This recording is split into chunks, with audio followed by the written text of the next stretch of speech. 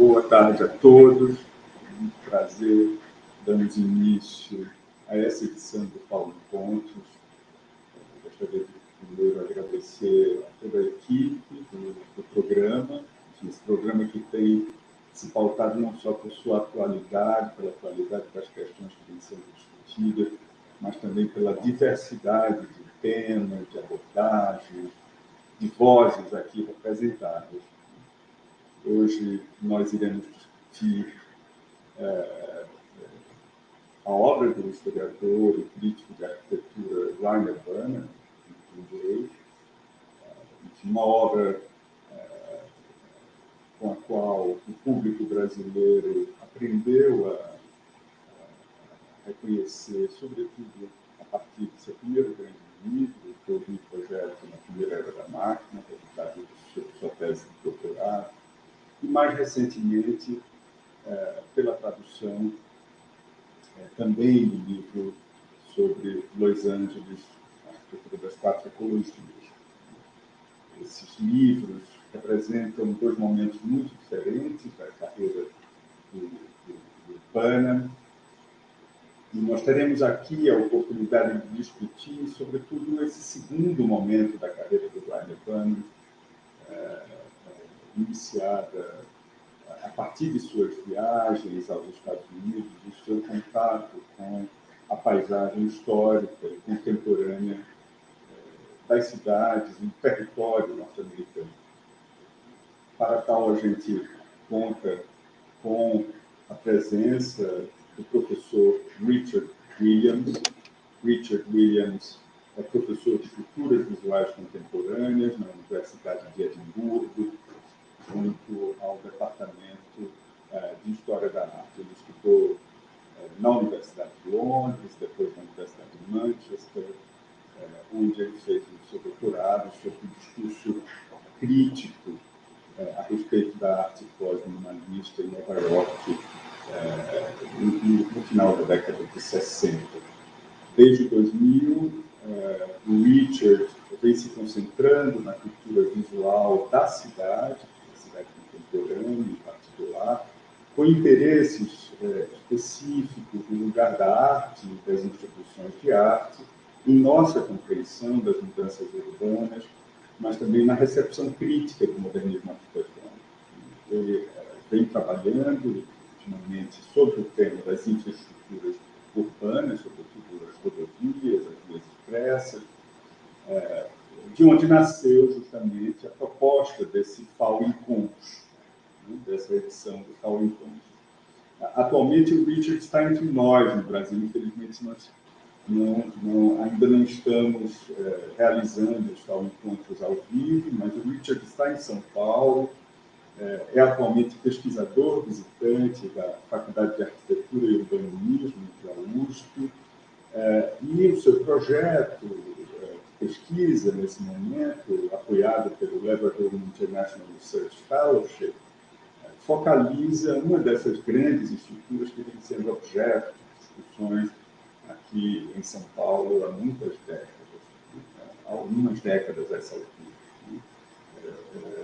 Enfim, minhocão. O debate sobre o futuro do minhocão é o foco dessa pesquisa do Richard. O tema provavelmente levará a um novo livro mais amplo sobre as vias expressas elevadas em distintas cidades do mundo e as culturas que vêm se formando ao redor das vias expressas e a respeito das vias expressas.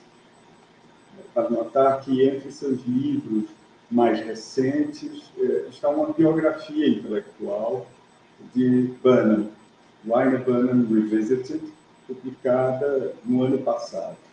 Mas a sua produção extensa, extremamente variada, inclui livros como The Anxious City, de 2004, Brazil, Modern Architectures in History, 2009,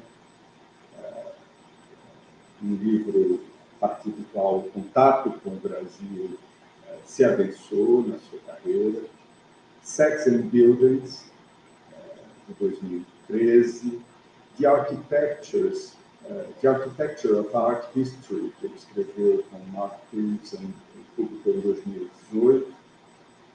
Why Cities Look the Way They Do, de 2019, e esse é o último livro, um ensaio longo, que se chama The Culture Factory, Architecture in the Contemporary Art Museum, também publicado em 2021. Para debater conosco, nós convidamos também o arquiteto Luiz Ricardo de Araújo Florense. Luiz é arquiteto, formado pela FAU, mestre e doutor pela FAU, arquiteto associado ao escritório 23 Sul há muitos anos. E justamente, tanto no seu mestrado quanto no seu doutorado, o Luiz teve a oportunidade de se debruçar sobre a obra do Reyner Banham e, em particular, sobre a questão das rodovias. No seu mestrado, o Luiz desenvolveu uma pesquisa que contou com a pesquisa em loco nos arquivos do Reyner Banham no Getty Research Institute, em Los Angeles. Foi uma grande pesquisa, um grande mapeamento da produção norte-americana do historiador britânico, desde as suas primeiras viagens até os seus últimos livros. No seu doutorado, o Luiz desenvolveu uma tese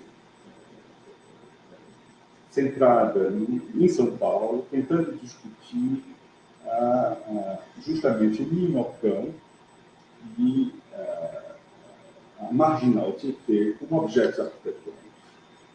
Uma tese pautada em grande pesquisa documental, mas que tem na figura do Reyner Banham, novamente, um grande inspirador de suas observações. Então, a gente tem aí a oportunidade de discutir com dois leitores e dois estudiosos o tema das infraestruturas rodoviárias da cidade e a obra teórica e histórica do Reyner Banham.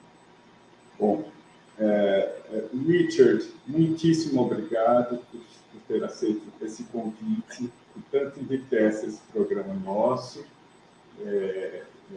Fique à vontade para iniciar sua apresentação. Na sequência, eu passo a palavra ao Luiz.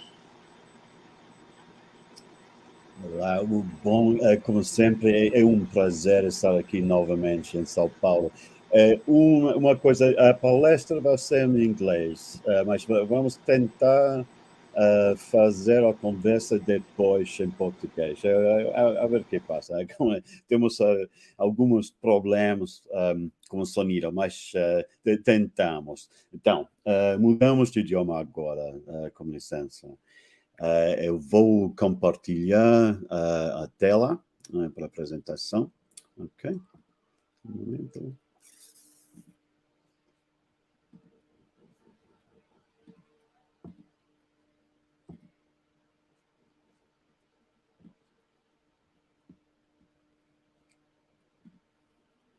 Okay, I hope that is okay. I'm going to assume that it's all right and you can hear me okay. This is a talk about Reyner Banham, the English architectural critic and historian. And Banham was born exactly 100 years ago this year. He was born in 1922. And I just participated in an event at the Architectural Association in London to commemorate the centenary of his birth. And what I'm going to talk about here is this, the idea of autopia, as we would say. It's his approach to autopia, which it's his term for the automobile city. It's a really good word, I think, and Luis Florenzi, who's going to respond to the talk at the end, he used that word as the title for his brilliant PhD dissertation. So it's a good word. It refers to both automobile and utopia, and in the way that Banham uses it, it has some irony about it. It's not completely uncritical. Sorry. Yeah. Could you enter full screen so that we see the images larger? And yeah, yes, I am doing that. Okay, I have done that. yeah, Yes. but we are seeing your You're just your seeing action. The other, oh, I think we're seeing the other okay. screen. Hold on. Let me just see this.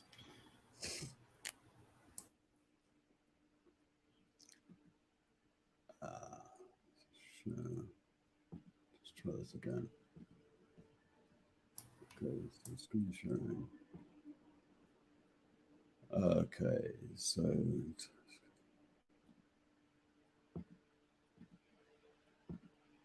so if I share that, that is that's no good.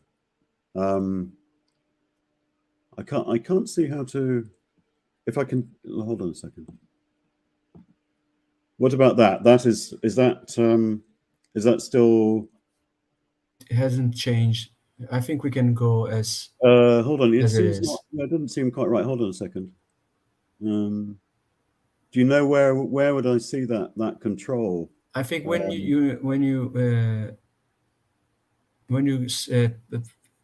press play from start. Yep. It isn't working. Yeah. Okay. So I'll just perhaps perhaps in the sharing settings, you have to choose another screen, not your screen as the presenter. Okay, we try one other thing. Right. Okay. Okay. Try, Richard. Try on the bottom of your screen that type the full screen. I think you are.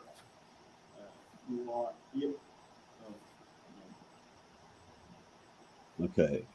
Just okay. So try the entire screen.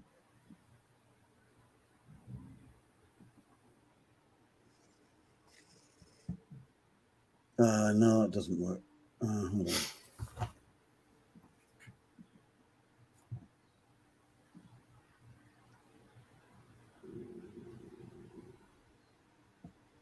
Yeah, I can't. I think I should go as it was. So yeah. See, I'm sorry. No problem. Set up slideshow. I mean, it has all the right settings on my computer. Okay.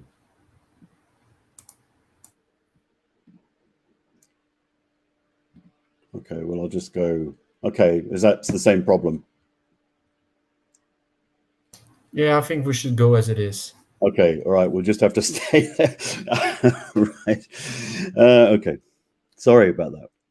But I want to start with where we are, however, because Sao Paulo has some relevance to the framing of the discussion.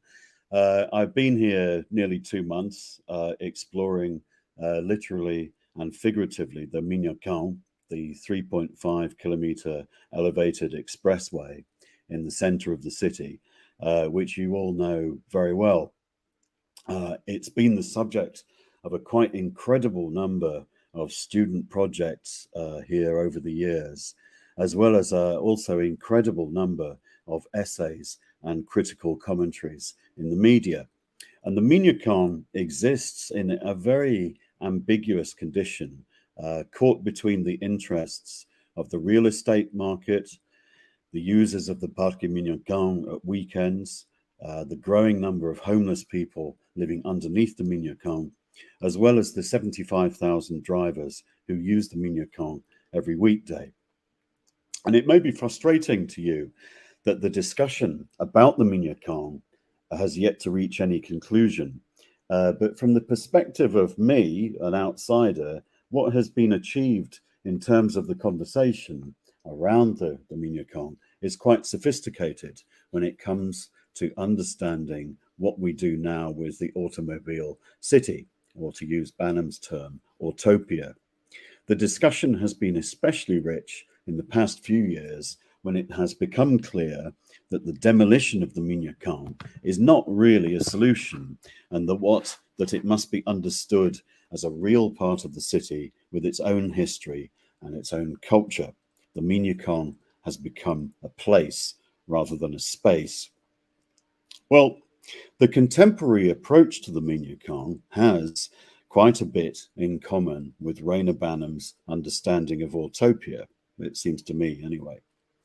And Banham is often understood as simply an apologist for autopia, someone who is doing an advertising job for autopia. But as we will see, I think his approach is a bit more critical than that. He permitted autopia, the automobile city, to be defined in part by its users, and he allowed the idea that it might change and develop over time. And these points are really central to Banham's work. So those are two important ideas. The idea that architecture might be partly defined by its users, the people who are using and inhabiting buildings like this. And secondly, that buildings change over time. Both of those ideas are very strong in Banham. Now, Banham never visited Brazil, but if he had, and if he were alive now, which is two things which are absolutely not true, he would undoubtedly have been attracted to the Minyakan for the way, for all kinds of things, partly for the way that it makes the futurist city come to life. This is, in a way, it's a good example of, it appears to be the futurist city. But I think he would have been very intrigued by the way that the Minyakan has taken on a life beyond its original design. I think the Minyakan might even have been the first place he would have wanted to visit. Anyway, so that's something by way of framing for the talk. But before I say something more about Banham's work, I need to say something more about him, because I think he is not quite so well known in Brazil. Maybe one or two books, the Los Angeles book perhaps. He was born Peter Banham in 1922 in Norwich, which is a medieval cathedral city in the east of England. His first name, Peter, that's his real name. Reyner, this strange name, R-E-Y-N-E-R. Reyner was an invention. It was like a stage name or a theatrical name. It was the name he gave himself to appear in public. So Norwich, he was born in a small cathedral city in the east of England. And his family was what in England is sometimes called the respectable working class, which means not poor, but certainly not rich. It's important, the history of social class. There was no family history of university education, certainly no experience of the profession of architecture. He worked, first of all, not as an academic or a critic, but as an engineer. He's one of very few people who have been both engineers and art historians. Maybe the only one, I don't know. He worked for the Bristol Aeroplane Company during the Second World War, where he repaired the engines for a bomber aircraft called the Bristol Beaufighter. And at the end of the war, he had what we would now call a nervous breakdown caused by repeated 24-hour shifts at work. And then, encouraged by his wife, Mary, he decided, in his own words, speaking later, to, quote, recycle himself as an art historian. So he enrolled at the Courtauld Institute, part of the University of London, studied the history of art, and then he enrolled for a doctorate under the supervision of the architectural historian Nicolaus Pevsner. And around this time, this is in the middle of the 1950s, he became a really prolific critic and journalist, really published a lot of articles. He was writing regularly for the Architectural Review, which you can see all of his stuff in the Biblioteca da FAU. You have a great collection of journals there. And his subjects for the architectural review included futurism, car design, brutalism, many others. He joined the Bartlett School of Architecture in London in 1965 as a lecturer in the history and theory of architecture. And you see him there around that time, 1966, riding a Moulton bicycle in London around the Bartlett School of Architecture. He stayed in London until the middle of the 1970s. In 1976, he went to America, first of all to the University of Buffalo in upstate New York, and then the University of California, Santa Cruz in 1980. And he was about to take up a professorial chair at New York University in 1988, but he died of cancer before he could start. He was aged just 66, so really quite young. He wrote a lot of books, 16 maybe, depending on how you count them, and they include some of these. These are probably the most important ones. They include Theory and Design in the First Machine Age, The New Brutalism, 1966, The Architecture of the Well-Tempered Environment, a book about building servicing, so ventilation, heating, air conditioning, that kind of thing. Megastructure in 1976, and then what else? Scenes in America Deserta, which is an extraordinary book about deserts, and Los Angeles. I've missed it out there, but Los Angeles from 1971. There's a lot of material. He also wrote something like 1,000 articles altogether. Nobody really knows how many articles, but there were many. His work had many distinct phases. It's often contradictory. He changed his mind a lot. And something important is that in each phase of his work, he tended to dress up. He tended to accompany himself with a new outfit. I'm just getting a message here for Jose. So you can't see the slides. Is this? Can you just check there?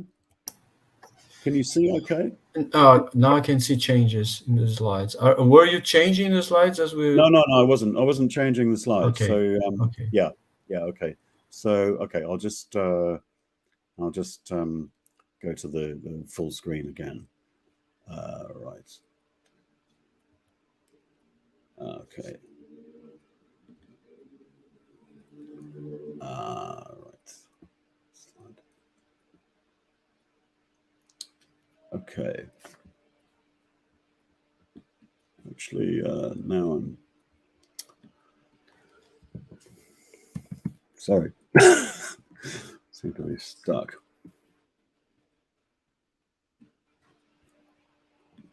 Can you see that? Okay, you can change the. I'm changing the slides now. Yeah, I can see now the Los Angeles slide. Okay, right. Okay, you can see all that. Yeah, good. Okay. Sorry for the tech difficulties.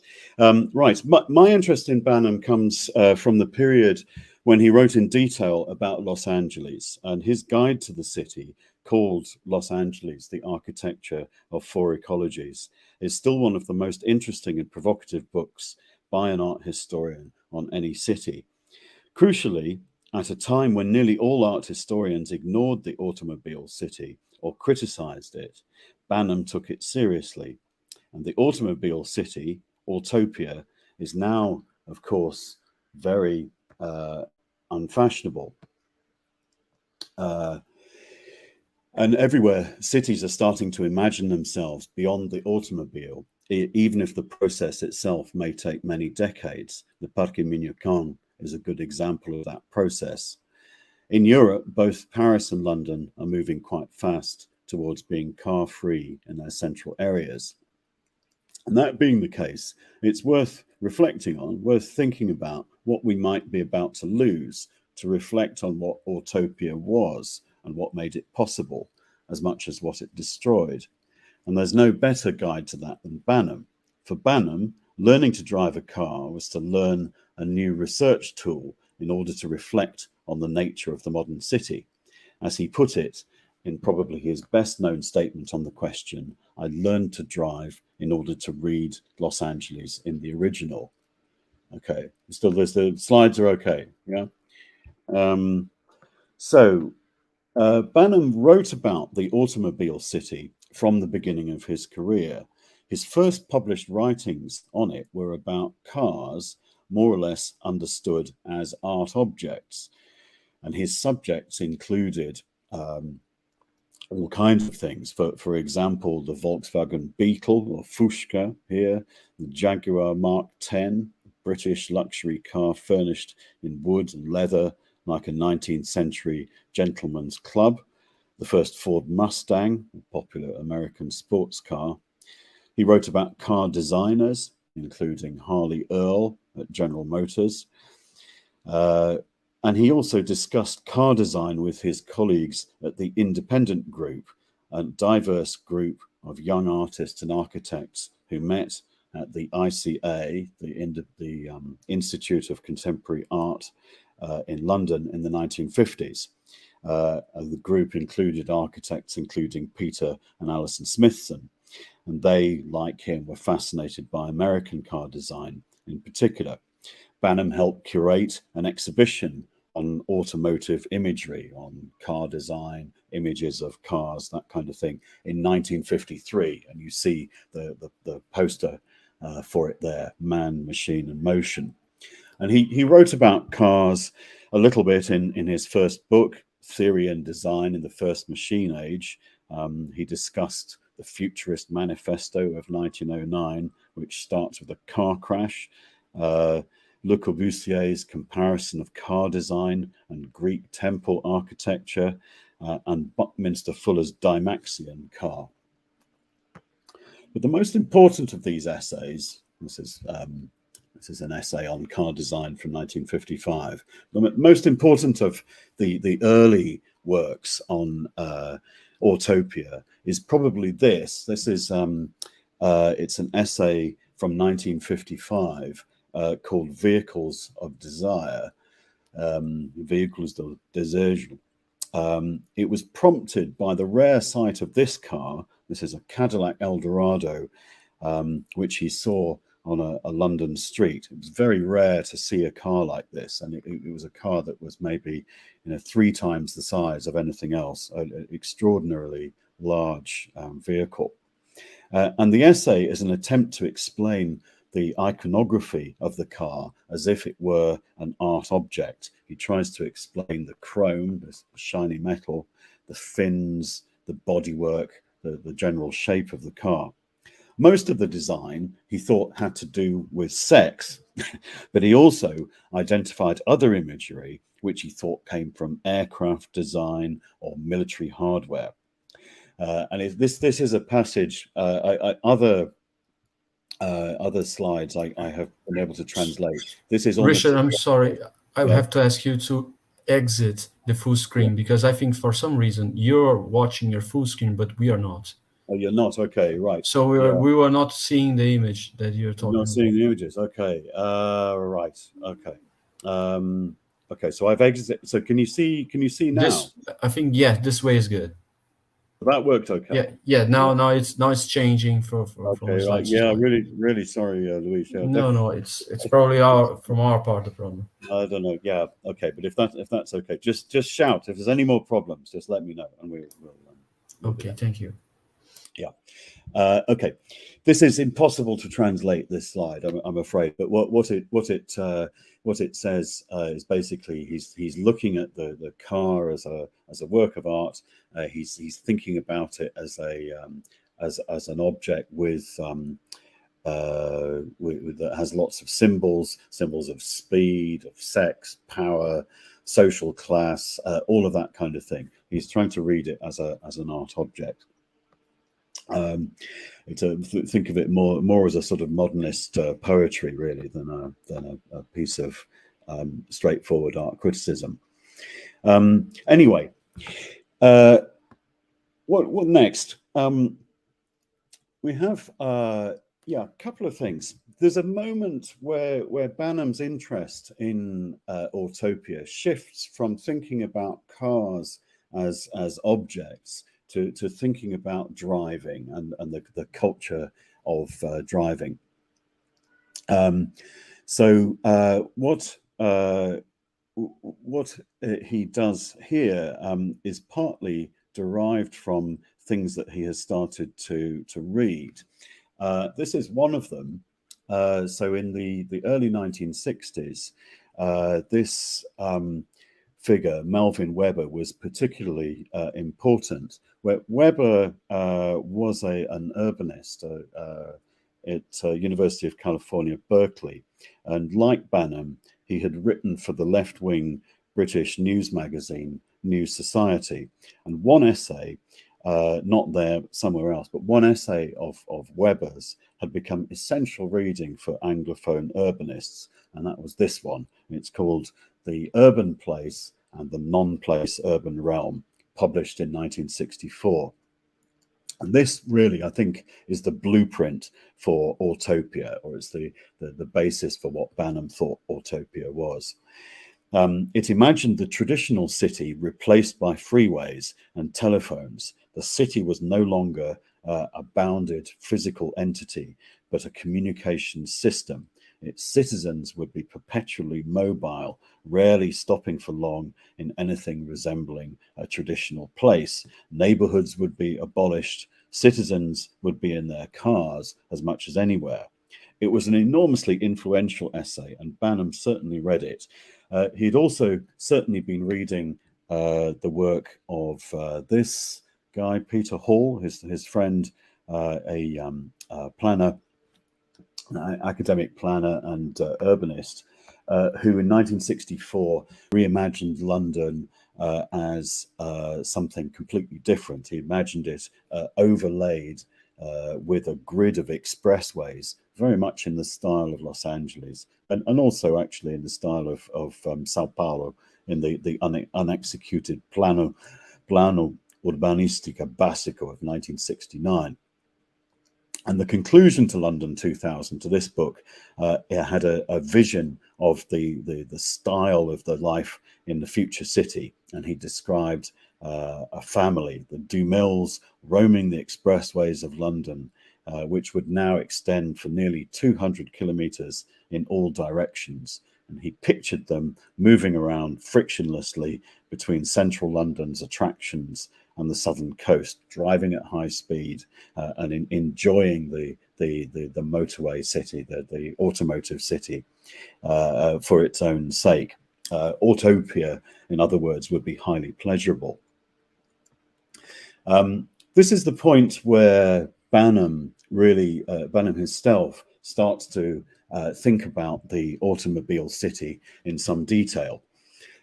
His understanding of driving came from various places, but it's partly what he's been reading, but also he has learnt to drive. And this article here describes that process. He probably drove Royal Air Force vehicles on the airfield in Bristol during the war.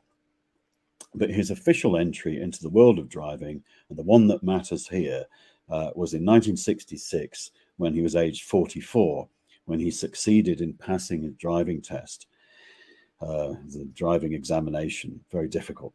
Up to that point, family driving responsibilities had been covered by his wife, Mary. Banham always wrote about important life experiences, so he wrote about this one, and this is the article, a very short article for the Architect's Journal. And in fact, you have this journal in the Biblioteca in the FAU. It's a short article. Basically, it describes a transformation in Banham's thinking about cars. It says no longer did he see them as art objects, but as elements in a system. And that system included him, the human driver, along with a new set of rights and responsibilities in the world. Banham recognized by learning to drive that he had acquired a skill that on the one level meant liberation. It meant he was free to move around. But on the other hand, he was now trapped in a new community, the community of motorists or drivers, with a whole new set of responsibilities and social expectations. Becoming a driver is to join a community, he wrote, and a culture whose public face has little to commend it. It adds up to an ugly mob, multidão feio.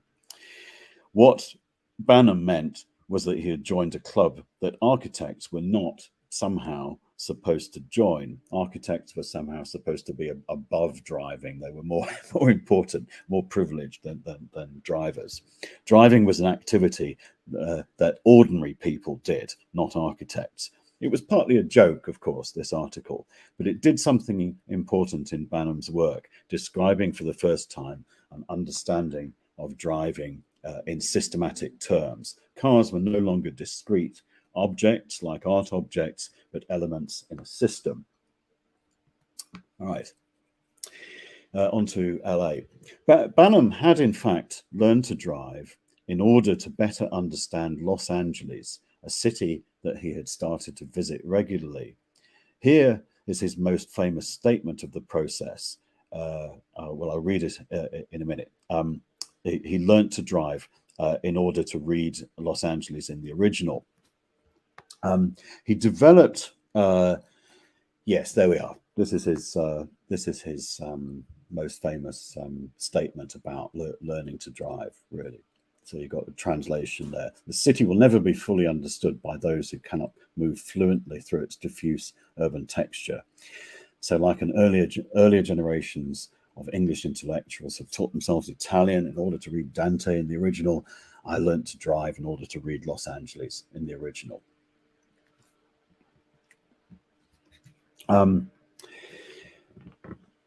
He developed this argument about driving in 4 radio talks he did for the BBC's third program. This is the most cultured of the BBC radio output in 1968.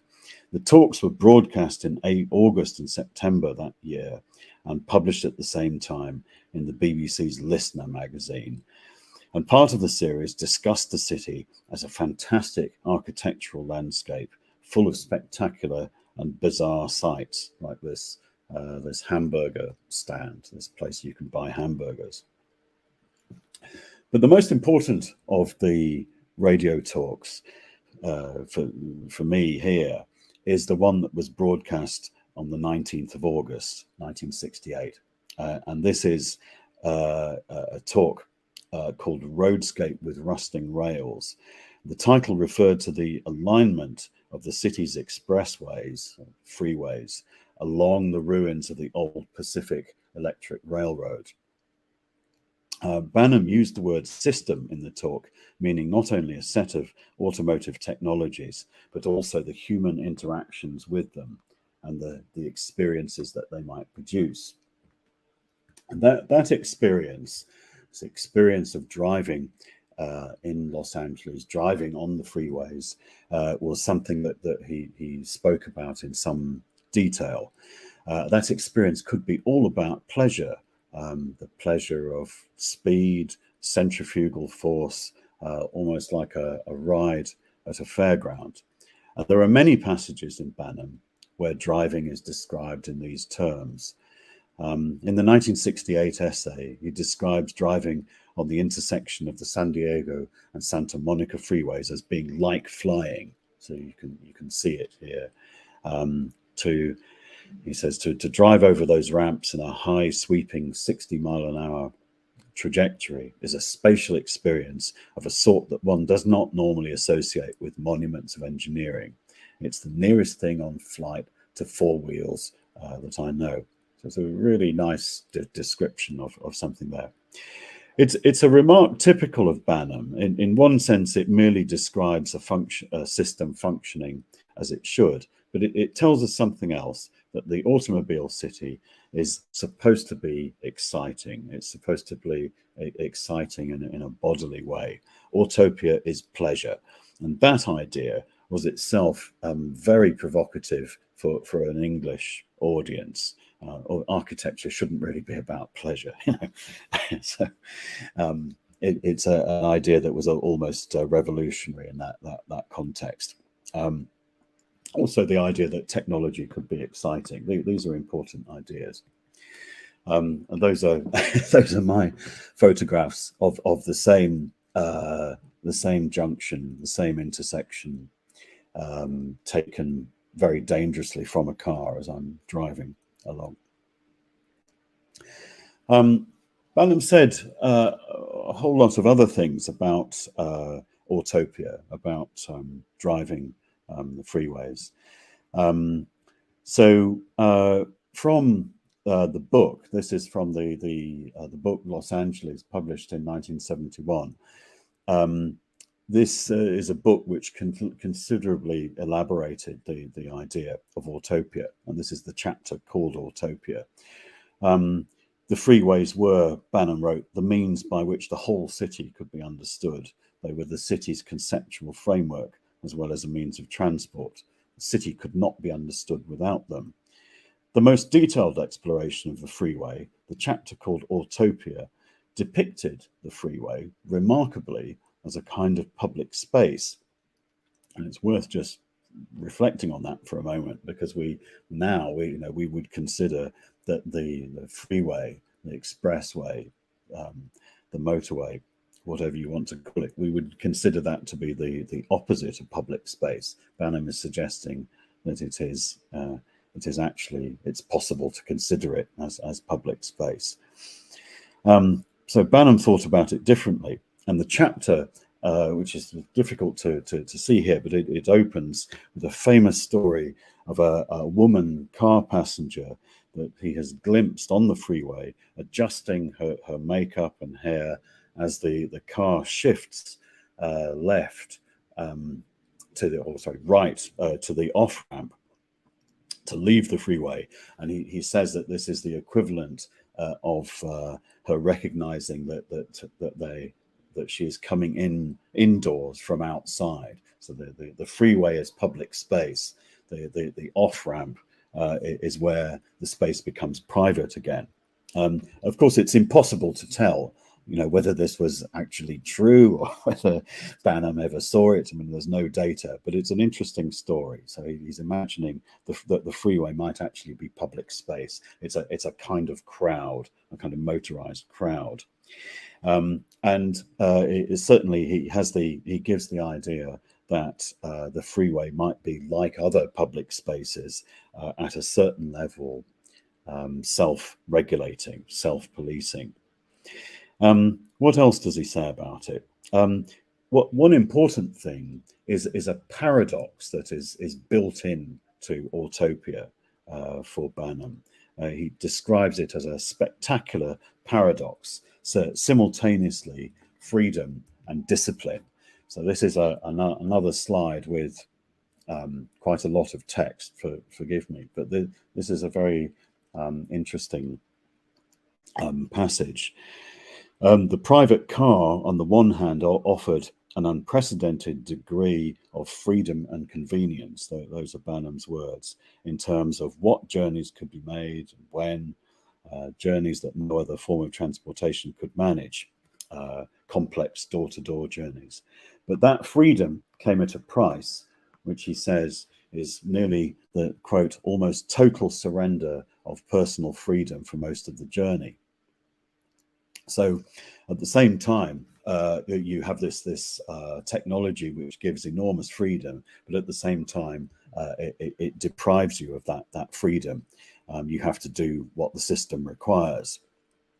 But at the same time, one other thing he says is that for a lot of people, entering into this paradox is fundamentally pleasurable.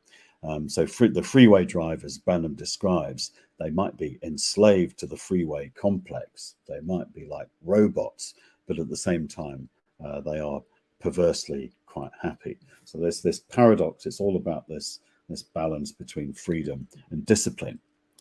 What else does he say? He says that the freeway is the place in the city where possibly Angelenos found the most peace in their lives. they found the two calmest and most rewarding hours of their daily lives. An incredible statement to make, a remarkable, even revolutionary idea, regardless of its relation to reality. So, but what Banham is describing here is not only an idea of pleasure, but an experience that approaches mysticism, something, a mystical state.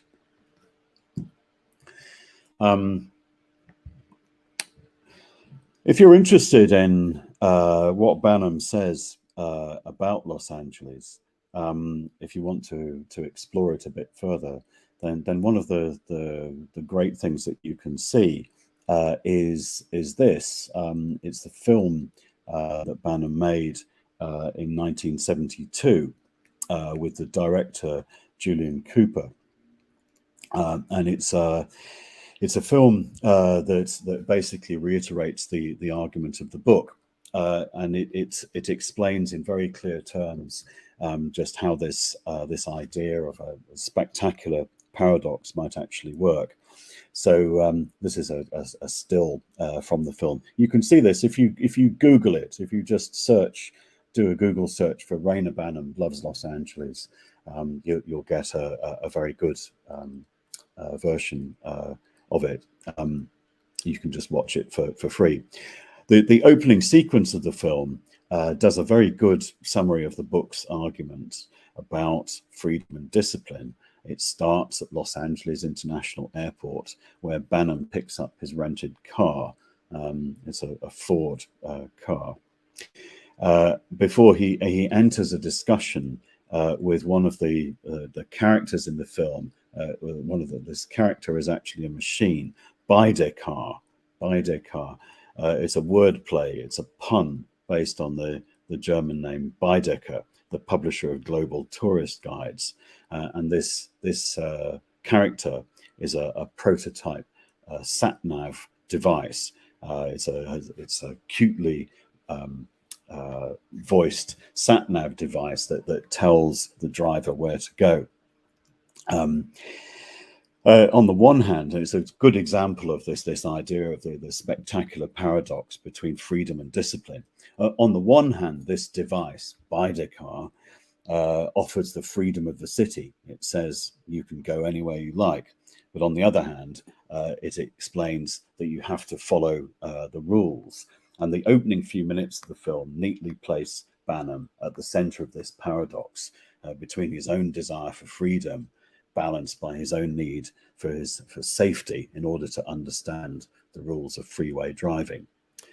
So in summary, then, Banham's position on Autopia is something like this. Here's a few points which are important. So I mean, firstly, it's a system. Secondly, it is profoundly social. It's a system that involves human interaction.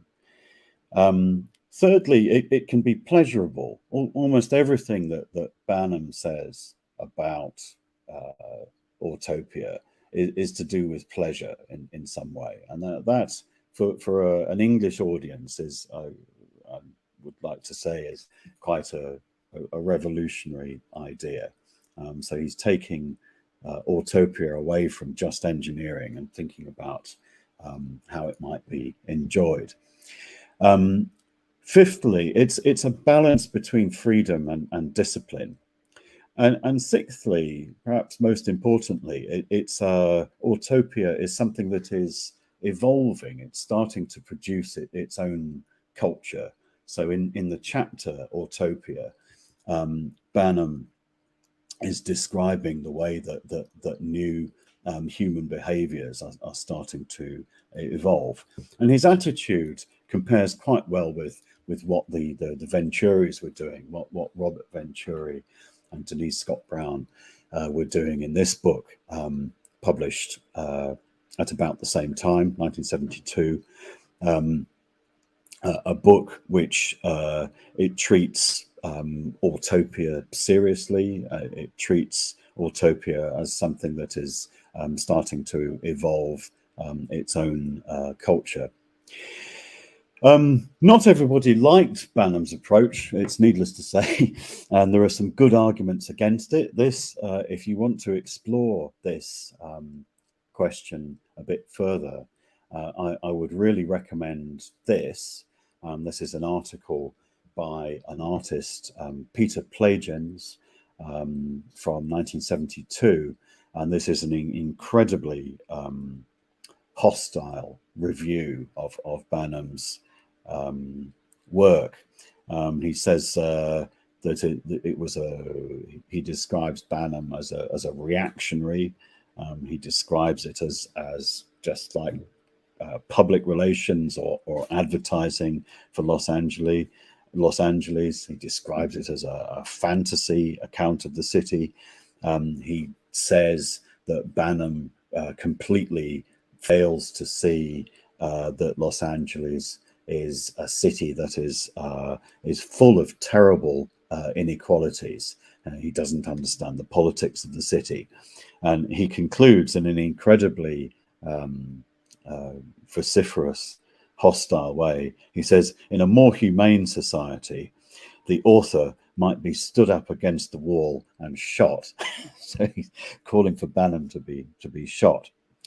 Anyway, whatever Plagens said, Autopia at this point, 1972, was certainly becoming unfashionable, and activism against new expressways was increasingly successful, especially in car-oriented cities, societies like the United States. So you may know the history of the work of Robert Moses in New York.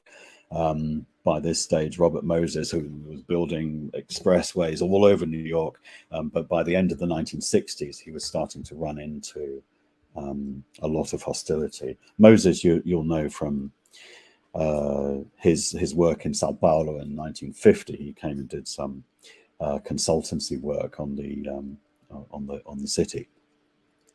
Anyway, so by this stage, Autopia is really starting to become unfashionable. So a few things to begin to wrap up. I'll talk about this slide in a second. How should we begin to understand Banham's concept of Autopia now? I think that there is it's important to reiterate, why I'm doing this. I think that we're certainly at a moment where we're beginning to think about cities beyond Autopia, beyond the car. Lots of cities all over the world are really imagining themselves in quite different terms. One of the interesting things here about the Minhocan is the way that it is, whatever else it is, it's an important way of imagining the automobile city, imagining Autopia differently. So how should we understand Banham's work now? So he was writing a long time ago now. The Los Angeles book is over 50 years old, and some of his writings, some of his ideas do not stand up so well now. When you're reading Banham, sometimes he can seem very reactionary. Sometimes he just seems to be very uncritical. Sometimes his writing can seem rather sexist. For example, I mean, his account of the woman car passenger in the chapter Autopia can do that. He's not very good sometimes about understanding the politics of urban space. He ought to be more attentive to that. He doesn't say much about race. For example, he says nothing in Los Angeles about the economy of the city. He does not thinking about the way that it's organized in financial terms. So there are lots of things that Banham doesn't do. But it's interesting to think about him now because we're at this point where Autopia may be turning into something else. It's also worth saying that Banham is often quite anachronistic.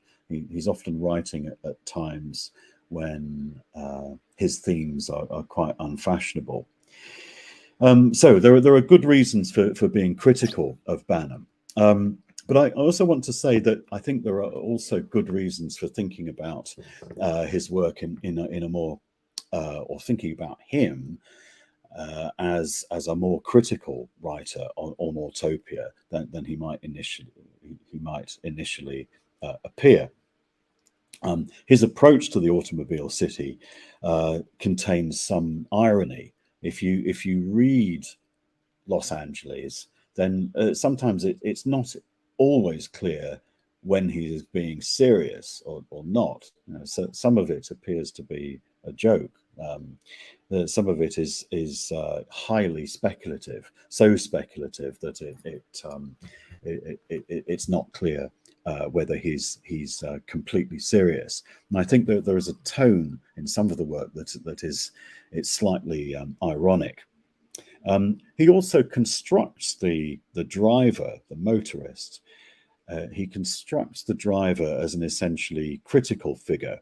His driver is someone like Charles Baudelaire's Parisian flaneur, somebody who has a certain distance from his or her surroundings, somebody who has a bit of critical distance on their surroundings. They're able to see them dispassionately or critically. When Banham first became a driver in 1966, his reflections on his new identity drew attention to a series of problems that came with it. He had a new place in the world. He had new, not always welcome communities.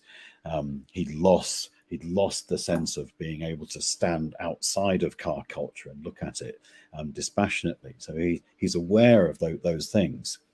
When Banham was writing about driving in that article in 1966, he does it with some doubt and some ambivalence. Becoming a driver then meant becoming a new kind of person. It wasn't something to be taken lightly. And that attitude continues through all of the work on the automobile city. Again, I'll come to this slide, don't worry. Another point, Banham's approach, it takes seriously the experience of the inhabitants of the city. And I said this at the beginning. One of the interesting things about the Minyakan and its current state is that it's being rethought and reinvented by all of its users, and those things are important. In Los Angeles, Banham says, some of the time the drivers are like robots. Some of the time they are just completely locked into the freeway's rules. The radio is on. They're not really paying attention. But sometimes the drivers are exploring the limits of their strange new environment, turning it into something that its designers could not exactly have imagined. Remember that account of navigating that intersection at speed at 60 miles an hour. It's an account of driving where it's about the users of the automobile space, the users of Autopia, turning it into something new. The freeway might be, Banham suggests, a new form of public space formed accidentally by its users. These observations are anecdotal, of course, but they suggest a critical approach to the city that encourage us to see beyond designed objects to the users of environments and constructing a history around their perceptions. So that is important as well. So Banham is interested in the use and inhabitation of buildings, and he's looking with an open mind at the automobile city to see if it might actually be used and inhabited in some new ways. And that is very interesting from an anthropological perspective. And then one last point, this slide finally, slightly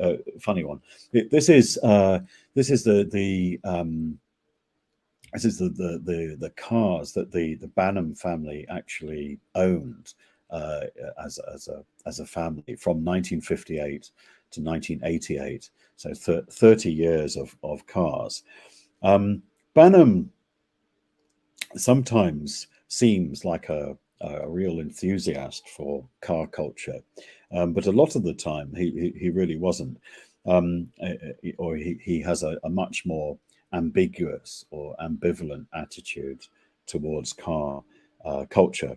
So these cars, if I will just explain them, but they're all incredibly ordinary cars. This is a list that was provided by Ben Banham, his son.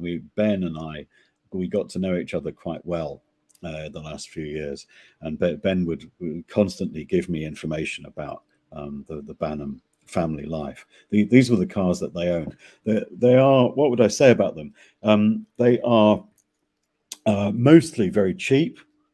They're mostly quite utilitarian. These are not luxury cars at all, with the possible exception of the last one.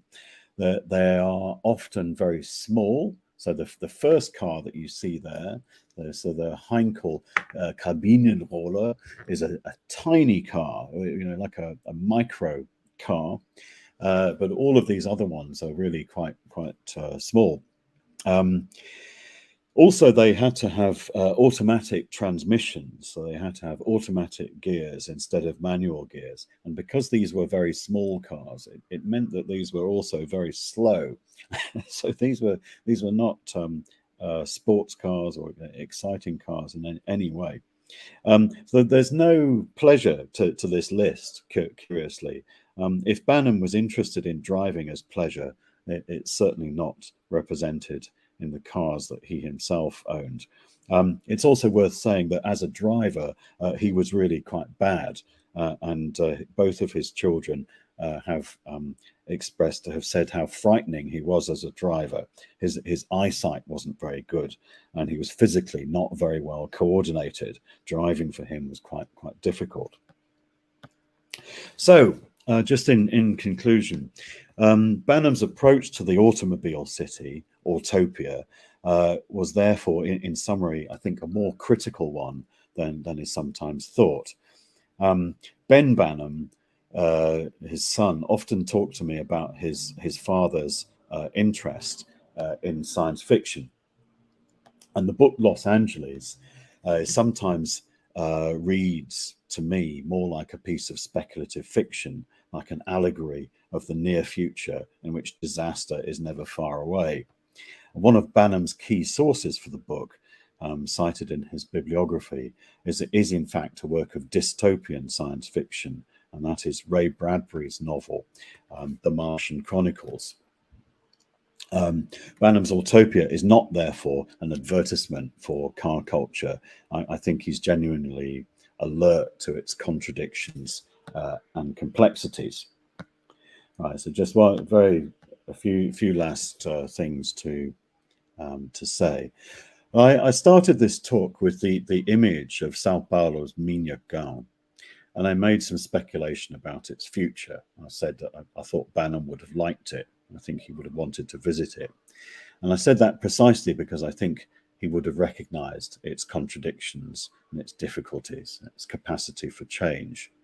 So for Banham, Autopia is something that has the possibility of change in it.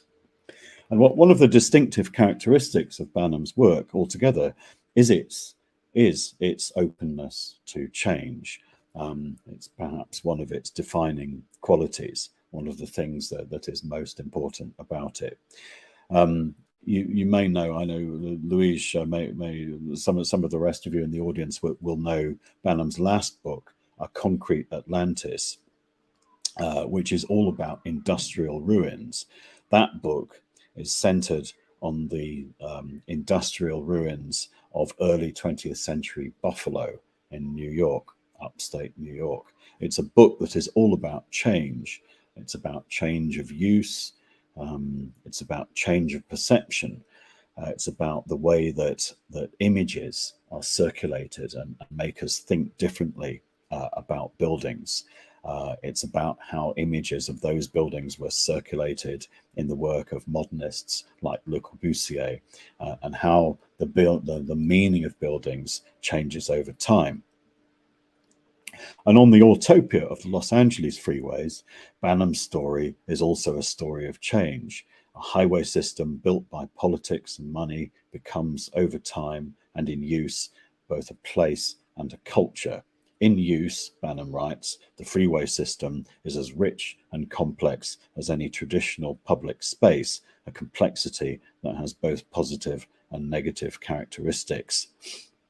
So in Sao Paulo, whatever way the story of the Minhocon develops in the next few years, we can say that it too has become a place in the city with culture and complexity and many contradictions. Reyner Banham's approach to Autopia might be useful in helping us understand that complexity. Thank you. I'll stop there. Sorry for the technical difficulties, but there we are. That's and I'll stop sharing the screen now. Okay. Right. Excelente, Richard. Muito obrigado pela reflexão a respeito sobretudo do livro sobre Los Angeles, né?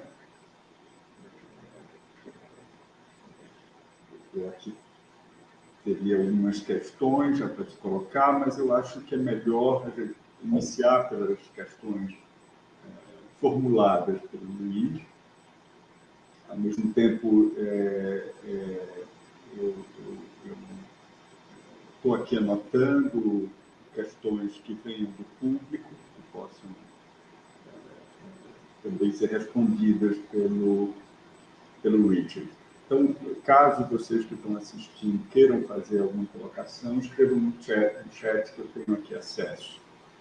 Então, Luiz, é com você a abertura do debate. Bom, antes de mais nada, obrigado ao professor José Lira e à FAU e à instituição aí do FAU Encontros pela oportunidade de estar falando aqui. E eu queria agradecer também especialmente ao Richard pela generosidade de trazer a pesquisa dele aqui para frente para nós conseguirmos discutir tanto materiais já trabalhados e finalizados, quanto materiais aí dentro de uma pesquisa em desenvolvimento.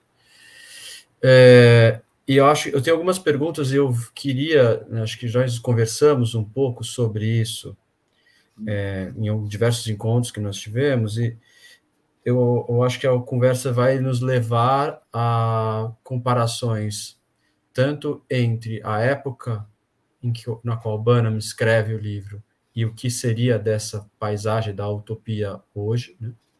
E também das relações entre Los Angeles e São Paulo. Acho que são coisas que vão reverberar muito na nossa conversa. Eu queria fazer uma pergunta antes disso, que me veio a partir do material que você mostrou, que diz respeito ao próprio Banham, que não foge muito da discussão sobre o tema, mas reflete um pouco sobre as escolhas, que para mim tendo pesquisado o Reyner Banham, eu sempre percebi ele como um exilado, de certa maneira. Né? Isolado, isolated and exile. E me parece que é um exílio, né, um isolamento autoimposto, talvez pela escolha de temas que ele tenha feito. E eu sempre acho que uma primeira pergunta se você entende alguma razão para ele ter feito essa escolha, que não apenas o próprio interesse de estar falando sobre esses objetos, que claramente, acho que é importante dizer, são objetos que não só fogem do vocabulário do cânone modernista, mas também acabam provocando a arquitetura e a crítica de arquitetura a falar sobre uma paisagem maior do que aquela na qual a crítica está acostumada. E eu acho que para mim, um dos grandes méritos do Banham é trazer a percepção desses objetos ordinários que compõem a paisagem de uma cidade como Los Angeles, com o rigor e a qualidade da qual, segundo ele, era necessário. Eu queria saber o que você vê dessas escolhas, por que parece que ele, se você concorda com a ideia de que ele foi atrás de uma coisa ordinária, cotidiana, talvez até vernacular, dentro de uma ideia de um vernacular moderno, mas é curioso, para mim, sempre perguntei por que ele faz essa escolha, né? Que pergunta mais interessante, não? É muito importante. Eu concordo completamente. A ideia que Banham é exílio, é um pouco isolado no mundo da história de arquitetura. É uma figura interessante por isso. Ao meu ver, tem a resposta. Tem muito que ver ao sistema de classe social na Inglaterra, né? Que o Banham foi da classe trabalhadora, mais ou menos. Assim, é difícil estar, de vez em quando, no mundo de arquitetura, no mundo acadêmico. Por isso, ele se situava bastante em contra ao sistema,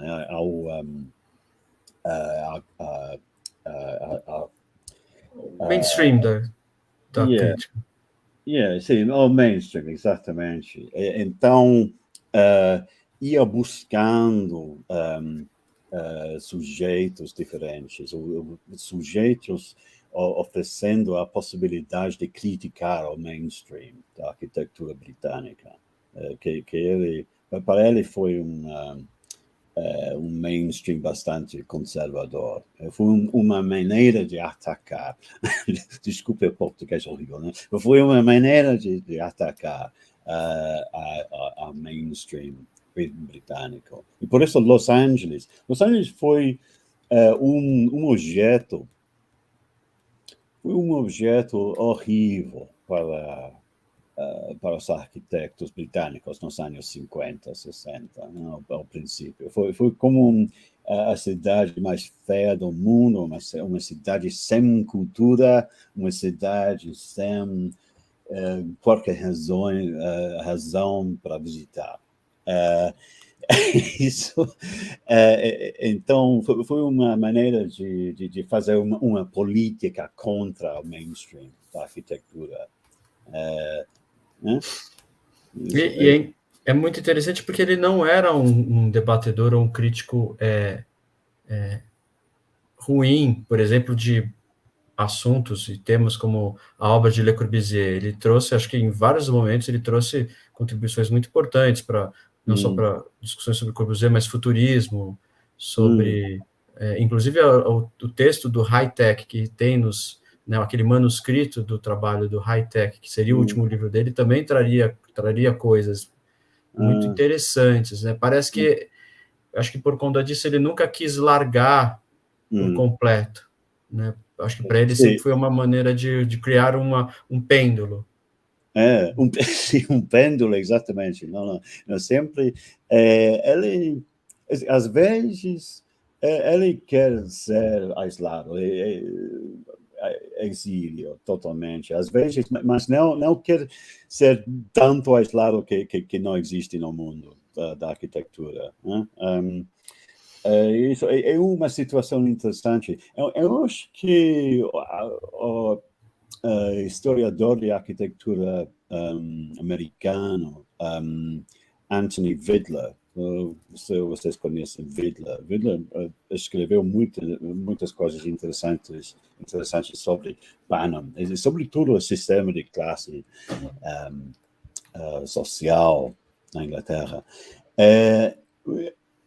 Segundo ele, Vidler, Banham foi um produto típico da sua classe, porque uma vez, de uma maneira, ele queria atacar o mainstream, queria atacar a profissão de arquitetura, mas, ao mesma vez, ele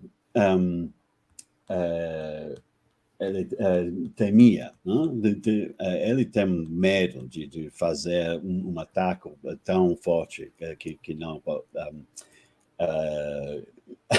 até que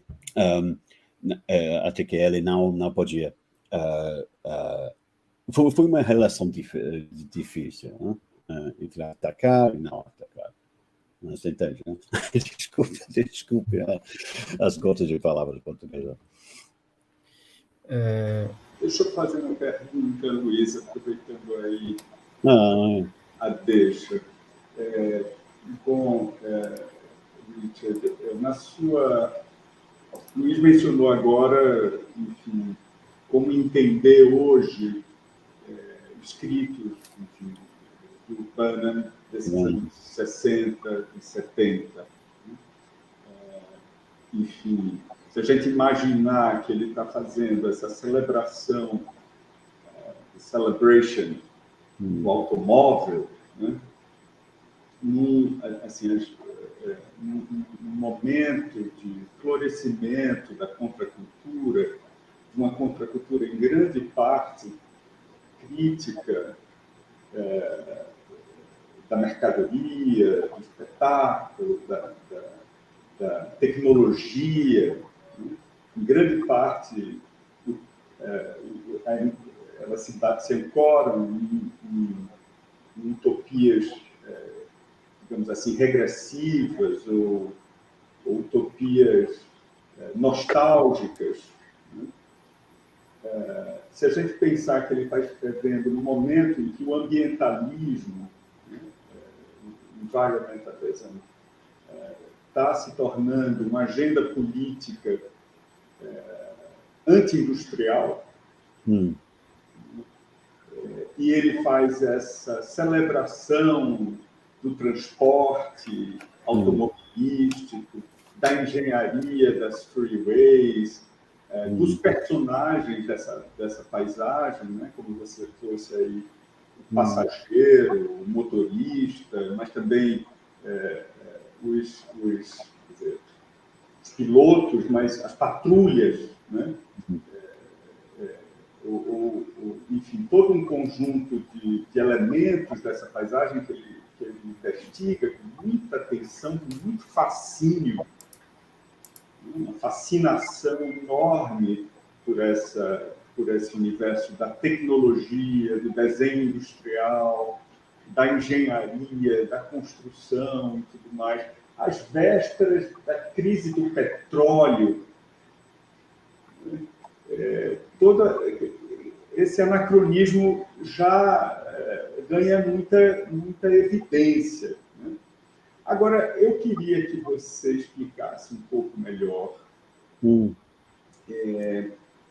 porque eu confesso que, enfim, ainda que a questão do ambiente seja muito forte no Reyner Banham, as ecologias de Los Angeles, o ambiente temperado, né? Esses sistemas técnicos de conforto ambiental, esse elogio no limite da bolha, né? Da bolha, the bubble, como, né? A grande alternativa de moradia na sociedade futura que ele está vislumbrando. Eu fico me perguntando como podemos falar, como você faz no seu livro, de um ambientalismo em Reyner Banham. O que é esse ambientalismo?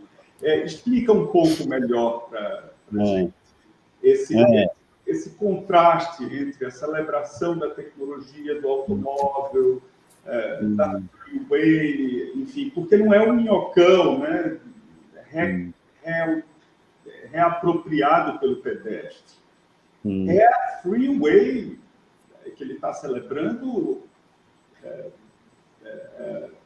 percorrida, né, e apropriada pelo piloto, ou pelos passageiros, ou enfim, essa paisagem nativa, digamos, daquela ecologia rodoviária.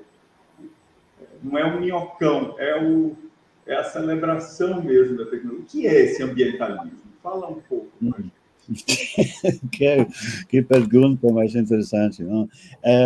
Se o ambientalismo no Banham é um tema interessante, porque, de um modo, de um certo sentido, o Banham não tem nada que dizer ao ambientalismo moderno agora.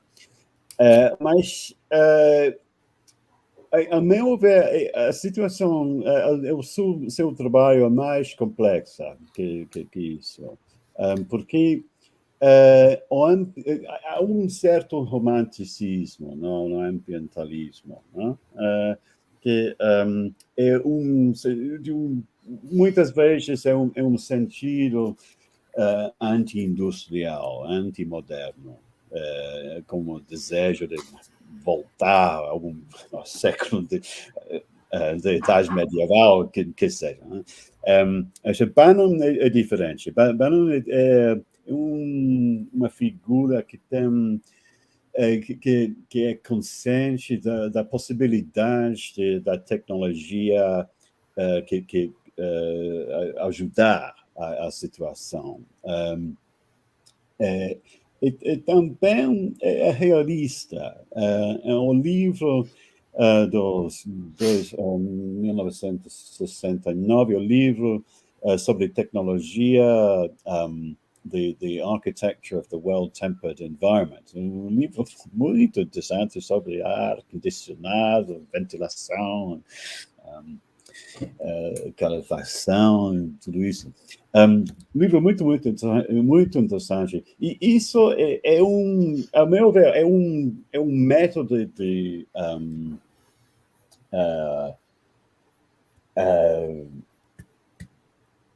I've forgotten the word. Approach. Como se fala approach? Abordagem. Abordagem. É um método de abordagem à questão mais realista. Porque ele disse, sempre há que gastar energia. Então é uma abordagem mais pragmática, para dizer. Não sei. Mas, ao final, é um livro polêmico e não tem dados sobre o gasto de energia. É um problema com o livro, ao final. Mas, enquanto a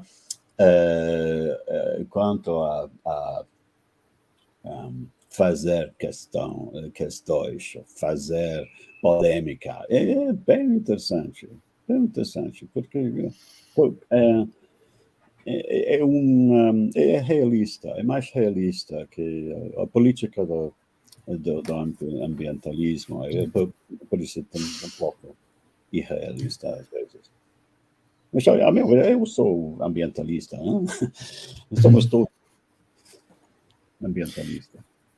Eu acredito que, se talvez puder vocês permitirem, pensar, talvez que a noção sobre cuidado com o meio ambiente do Banham gira dentro de uma das principais premissas da ideologia do Banham, que é uma crença e um otimismo enorme na ciência e na tecnologia, que é ainda maior do que a crença dele na arquitetura.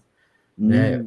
Ele coloca isso claramente desde o primeiro livro, que é a tecnologia, a promessa da tecnologia é de continuar os seus avanços, né? E ele coloca em dúvida se a arquitetura vai acompanhar a tecnologia nesse processo. Eu acho que ele via que a possibilidade de salvar o meio ambiente, o planeta, se daria através da tecnologia e não através de fugir dela. Exatamente. Não, obrigado. Isso foi o que queria dizer. Mas eu acho que tem... Aí, fazendo um gancho para uma pergunta, eu fico pensando assim... outro fator interessante que nós colocamos na conversa é a questão de classe, e a questão, acho que, da democratização tanto da tecnologia quanto dos objetos de arquitetura. Eu acho que isso explica para mim um entusiasmo dele com Los Angeles, porque é um misto de tecnologia com a democratização de alguns elementos que, para aquela sociedade, claro, é importante entender, aquela sociedade onde o automóvel é de muito mais fácil acesso do que em diversas outras sociedades, como, por exemplo, a brasileira, onde a gente ainda tinha uma promessa do automóvel ainda não encontrando o seu limite tecnológico, dos problemas que hoje a gente vê de trânsito.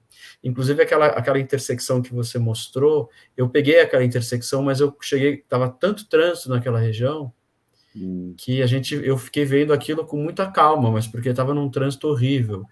E quando eu tirei uma foto, o celular, e eu acho que as redes sociais, o Instagram, sugeriu como local, né, localização, the saddest place on earth.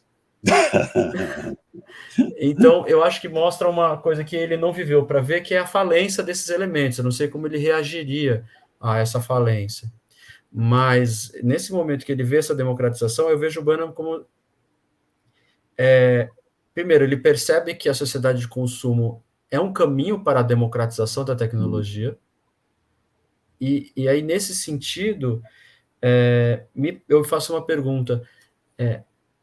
No momento em que essa utopia é falida em Los Angeles, ele consideraria isso, não sei se talvez um fracasso ou um sucesso? Vou pegar um exemplo para a gente entrar na discussão do Minhocão. O Minhocão sendo interrompido nos domingos para se tornar um parque temporário, será que ele veria isso como um sucesso ou uma falência do sistema? Não sei. Não sei exatamente. Eu concordo com Banham a possibilidade de mudar a arquitetura, ou a possibilidade de mudar as coisas, a situação pode mudar. Né? Isso sucesso ou não? Não sei se funciona exatamente como pergunta. Porque, no fundo, ele é fã da apropriação popular dos objetos, da arquitetura e da cidade. Isso me interessa. Isso é também a Banham. Eu me pergunto o que ele leria dessa apropriação que subverte a utilização como infraestrutura. Sim, é um tema interessante, a apropriação da arquitetura, a possibilidade de mudar pouco a pouco a uma coisa diferente, a um futuro mais otimista. E isso eu vejo em Banham, é uma tendência no seu trabalho, uma tendência forte. Não sei se entendi totalmente a pergunta. Né? Eu vou tentar colocar até talvez trazendo um pouco a sua leitura em relação a São Paulo, como também uma paisagem tomada em função do automóvel. A gente conversou isso anteriormente sobre a questão do público e privado, como estaria relacionado à questão da escala e da freeway. Né?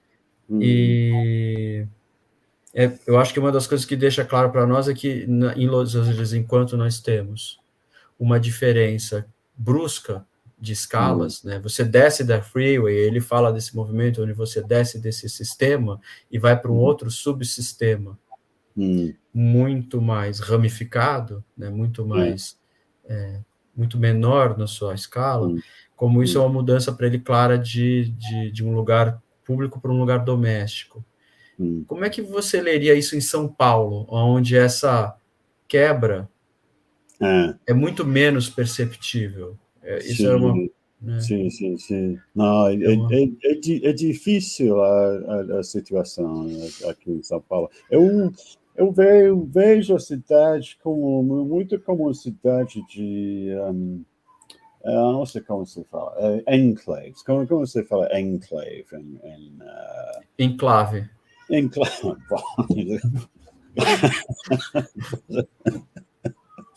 Of course. É uma cidade de enclave. Né? Por isso não, é interessante, é problemático, porque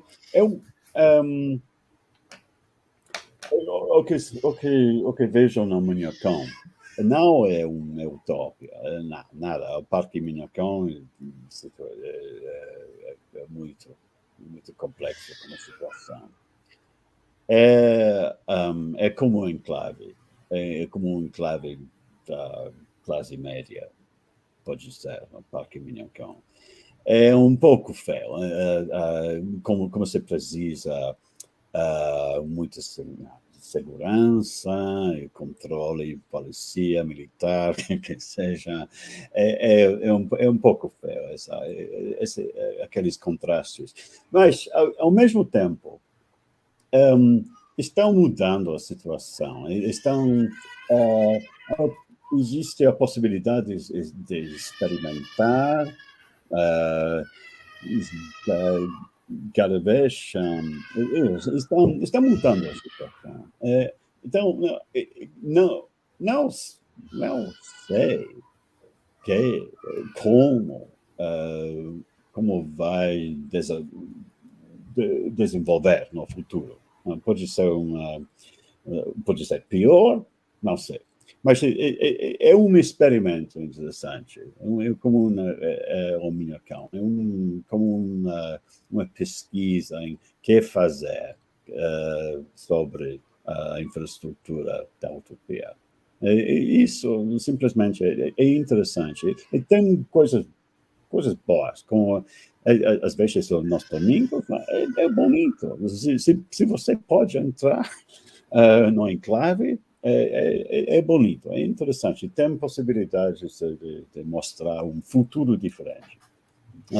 Isso é algo, mas eu sou realista. Muito dramático. Tem sentido? Né? Eu não sei, Zé, você quer fazer mais uma pergunta ou posso fazer mais uma? Quero pegar o carona. Get a ride on the discussion. Eu acho que esses comentários sobre São Paulo, você, Richard e o Luiz estão trazendo, me levam a ver mais contrastes do que semelhanças de uma cidade em relação a outra. Eu não conheço Los Angeles tão bem, estive lá apenas uma vez, foi um período razoável, mas foi apenas uma vez, e eu lembro do Thomas Hines, que é um estudioso lá de Los Angeles, um historiador da arquitetura, confessando sua fascinação por essa possibilidade de comparação entre uma cidade e outra. São Paulo me parece a Los Angeles da América do Sul, e tal.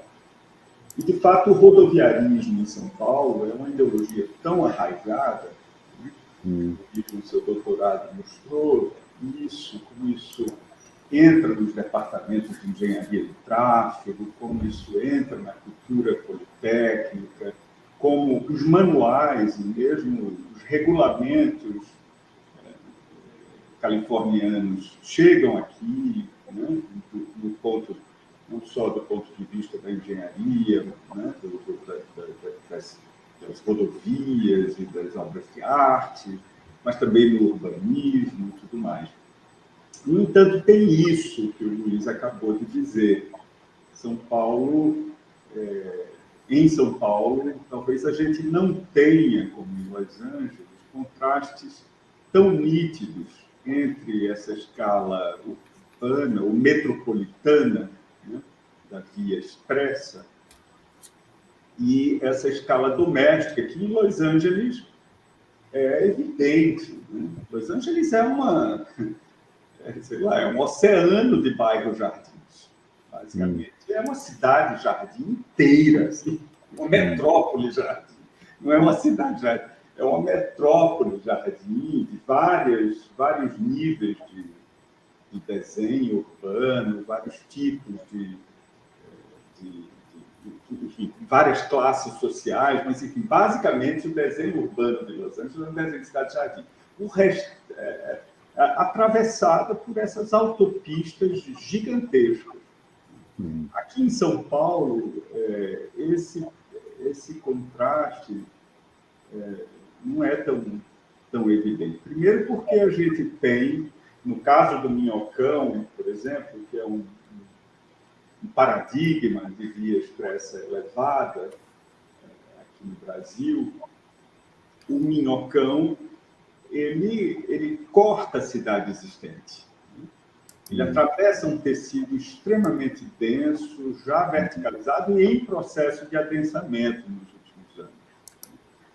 Então, ele corta áreas profundamente marcadas pela expansão do centro urbano, do velho centro, marcadas, portanto, pela expansão do trabalho, né?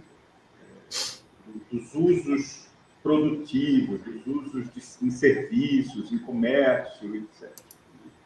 Então, a relação entre o Minhocão e a moradia, ou entre o Minhocão e a vizinhança, é muito diferente de Los Angeles. Eu fico, nesse sentido, me perguntando como é que você veria o paralelo entre Los Angeles e outra cidade brasileira, não São Paulo, mas Brasília, sobre a qual você também fez um vídeo muito bacana. É um pequeno filme a respeito da cidade de Brasília. Mas esse paralelo entre as escalas doméstica, urbana, privada, pública, da vizinhança, enfim, em Brasília é isso que a gente encontra em Los Angeles. Pergunta interessante.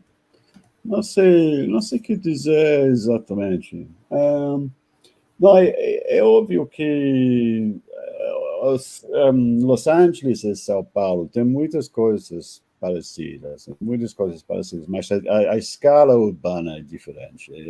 Los Angeles é cidade de casas particulares, de casas com jardins, e isso é uma relação diferente.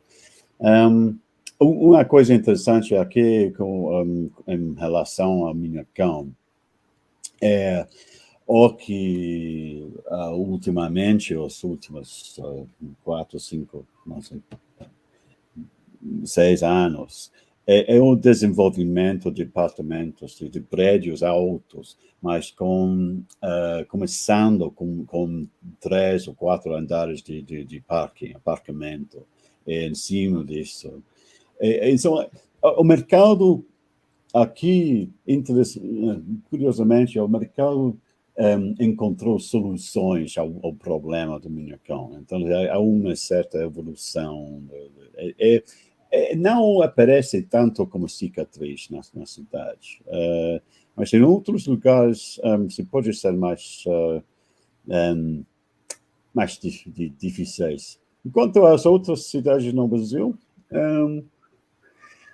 não sei, Brasília tem uma escala diferente, obviamente. Lá, não sei o que dizer exatamente. Depois refinar a questão, depois refinar a pergunta um pouco, né?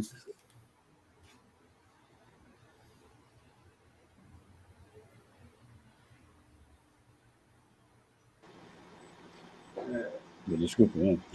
A questão não. Você quer que eu faça em inglês? Que eu sintetize em inglês? Ou prefere? Não.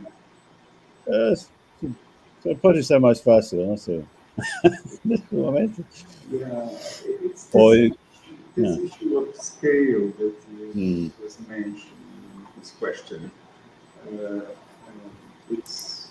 It's obvious the contrast between the freeway scale and the domestic scale of Los Angeles, while in São Paulo we don't see those contrasts so well. Yeah.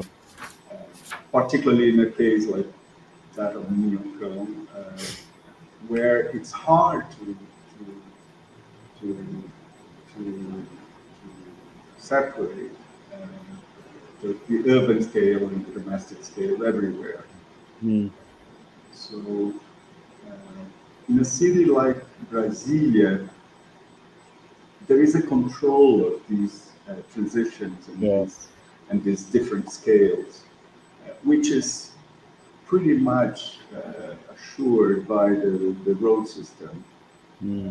So the road system really is a key aspect of the organization of all different scales. Public, the civic, the domestic, the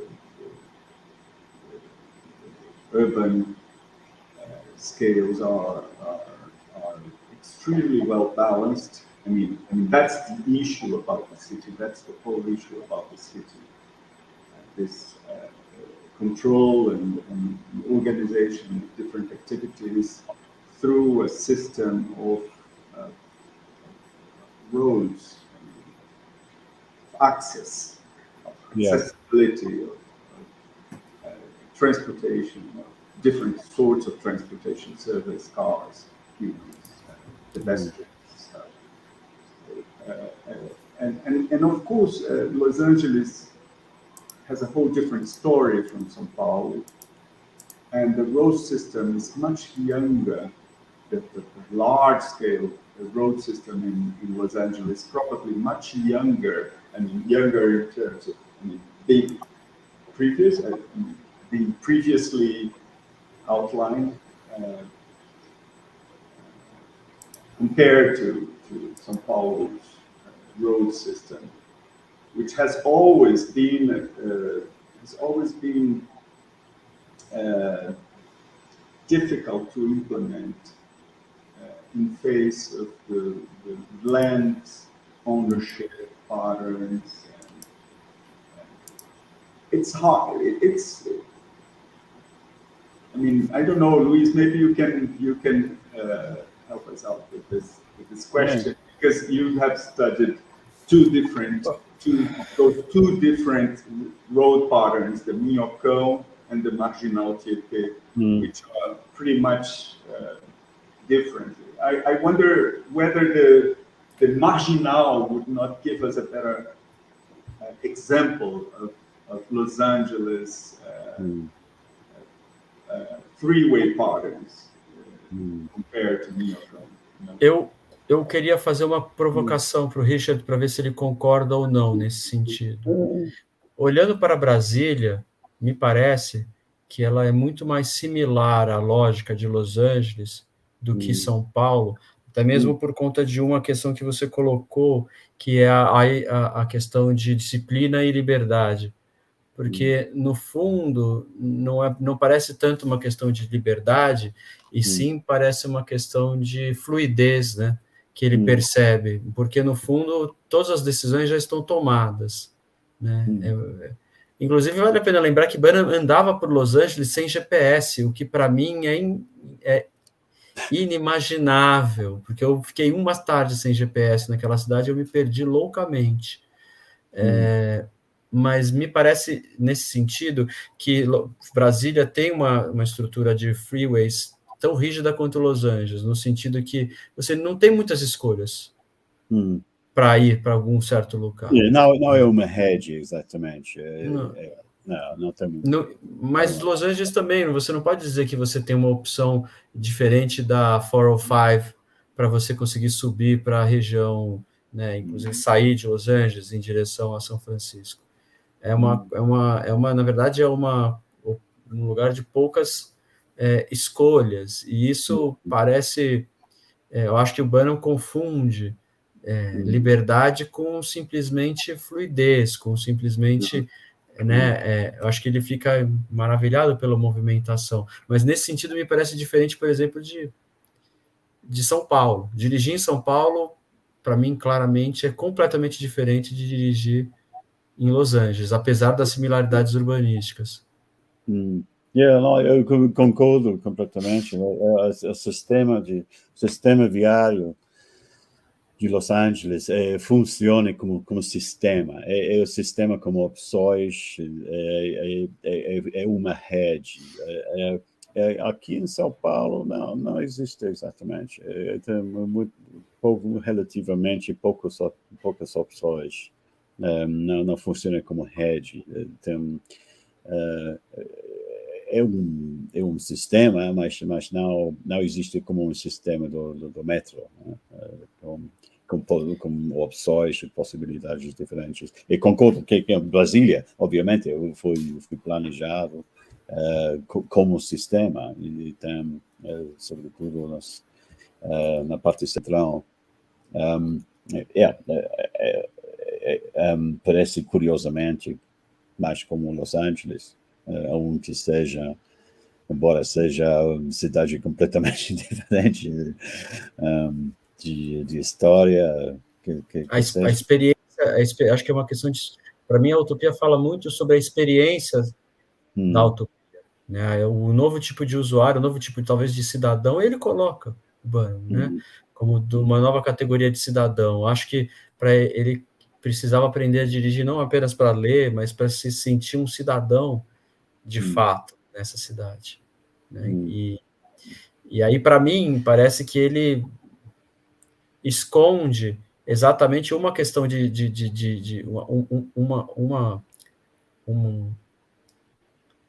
uma ambivalência social, que é, ao mesmo tempo que o carro é mais democratizado do que em outras cidades, ainda assim ele é um divisor, né? E ele coloca um divisor social. E as pessoas que não têm acesso a esse sistema são marginalizadas automaticamente. Sim, totalmente. Banham não tem nada que dizer nesta questão.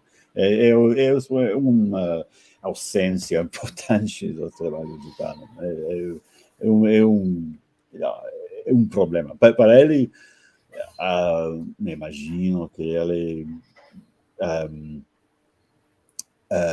diria, se fosse aqui, diria que o mundo vai caminhando até um acesso geral, a tecnologia sempre teria soluções dos problemas de acesso, democracia.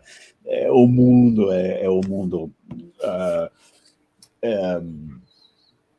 It's the best of all possible worlds, né? É o mundo mais possível que existe, o mundo melhor que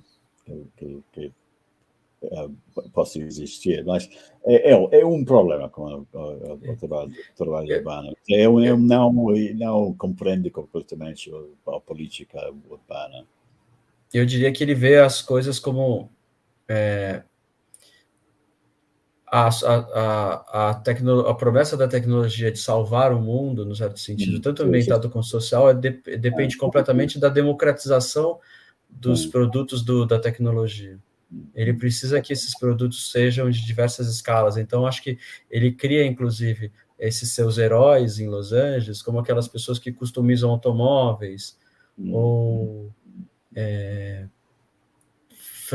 customizam os pranchas de surf, né? Fala do hambúrguer. O hambúrguer é uma coisa extremamente acessível, né? Apesar da alta do preço da carne, ainda dá para comer algum.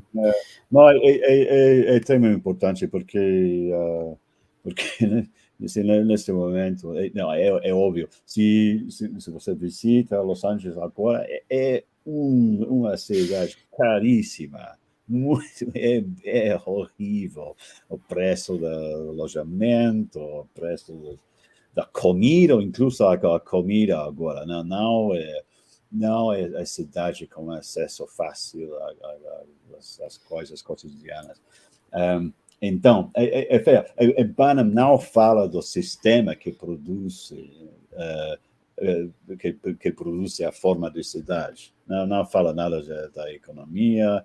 Ele escrevia no momento de um certo sentido perfeito da cidade, onde quando existia possibilidades, existiu um acesso para uma população, um acesso mais fácil então que agora ao mercado, que seja.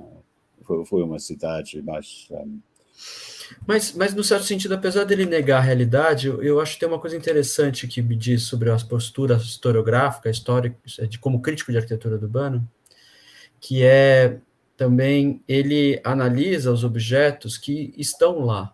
Né, eu acho que isso é uma coisa importante dizer sobre a postura acadêmica dele. Ele não se nega a analisar os objetos que estão presentes naquela paisagem, e são objetos que, tradicionalmente, muitos deles relegados pela crítica arquitetônica, e nesse sentido a gente vê uma contribuição muito importante para sair de um lugar comum de preconceito absoluto em relação a tais elementos, como um automóvel, um viaduto, um edifício que é totalmente dependente de ar-condicionado.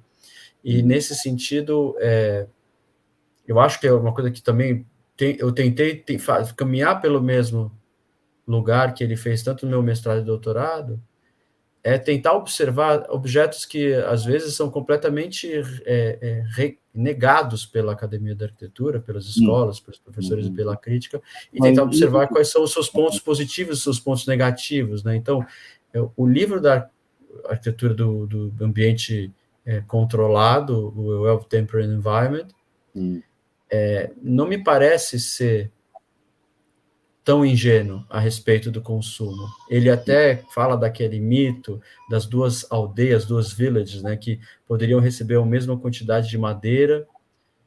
Uma construiria, né, a aldeia europeia construiria uma casa de paredes grossas para se proteger do frio, e a aldeia americana queimaria aquela madeira para se esquentar durante uma série de invernos. Né? Falando um pouco sobre essa filosofia, sobre que, no fundo, talvez ele não esteja lá para julgar a sociedade, né? Ele está lá para analisar os produtos que essa sociedade gerou. Não, concordo. É tema muito importante. A ideia de ver, de entender a cidade como está, não é. É importante em Banham. Como a arquitetura cotidiana, como os postos de hambúrguer, a arquitetura produzida para o mercado. É importante entender a cidade como existe, né? Isso. Exato. A gente não pode esquecer que ele se formou como um historiador da arte. Né? Então, a análise dos objetos, a análise do embate com as obras, a tentativa de pensar a sua forma, a sua imagem, é algo de seu treinamento mesmo. Né? E aí fica uma pergunta para você, Richard, que é um historiador da arte também. Historiador de arte. Você, como o Reyner Banham, não é um arquiteto, escreve sobre arquitetura, e agora também, como o Banham, está escrevendo sobre essa dimensão arquitetônica das autopistas.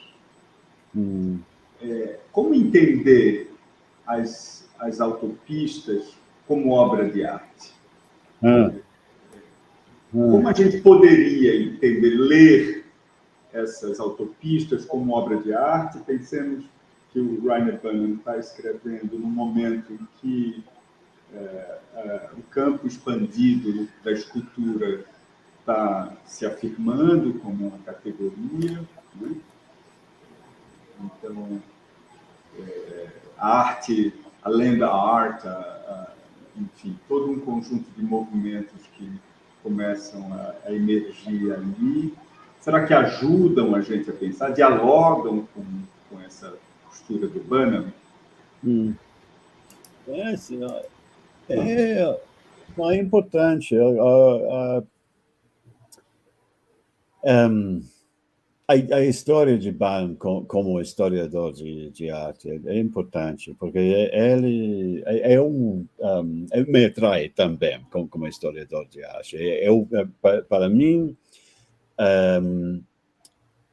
o interessante é buscar objetos ou sujeitos na história de arte que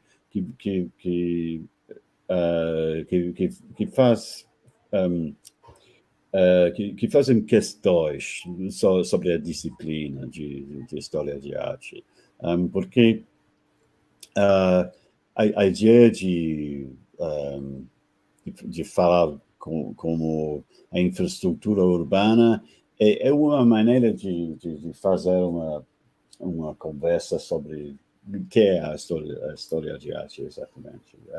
É possível, a possibilidade de falar de infraestrutura é atrativa, porque é uma maneira de não falar de artistas heróicas, ou artistas singulares, Michelangelo, Leonardo, toda a história, essa história.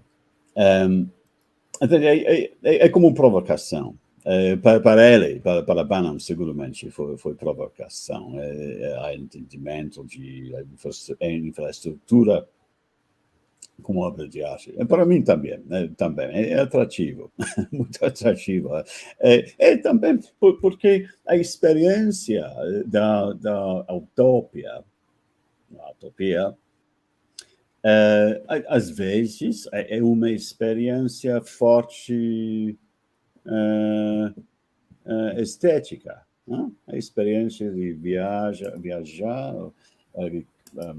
andar em carro, a rapidez, cruzando um cruzamento de 2 autopistas, sim, é interessante, é uma experiência forte, merece a pena investigar, merece a pena escrever sobre essas experiências, porque são experiências cotidianas, mas fortes, experiências estéticas. Você entende? Não? É uma provocação, mas merece a pena.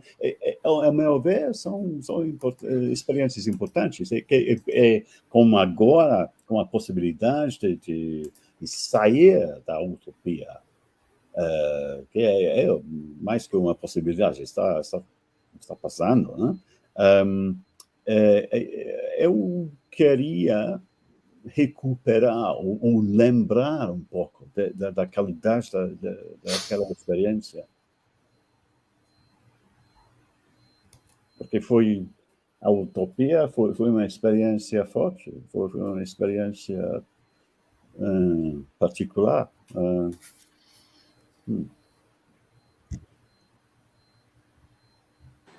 Bom, estamos chegando ao fim, ao nosso teto. Eu agradeço muito, queria agradecer muito novamente ao professor Richard Williams, agradecer muito também ao Luiz Florencio, o arquiteto Luiz Florencio, pelo debate, pela exposição, enfim, pelas questões que aqui a gente reuniu. E agradecer também novamente a Lourinha Bárbara, aqui no backstage, nos bastidores, agradecer a todos vocês que acompanharam o debate, todos e todas, vocês que estão aqui conosco, enfim,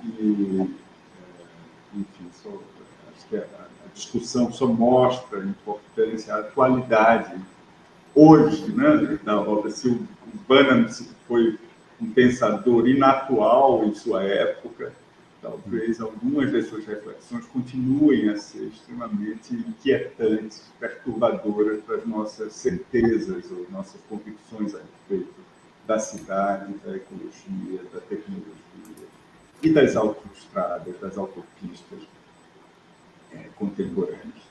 Muito obrigado a todos e até a próxima. Obrigado. Obrigadão. Obrigado. Até mais.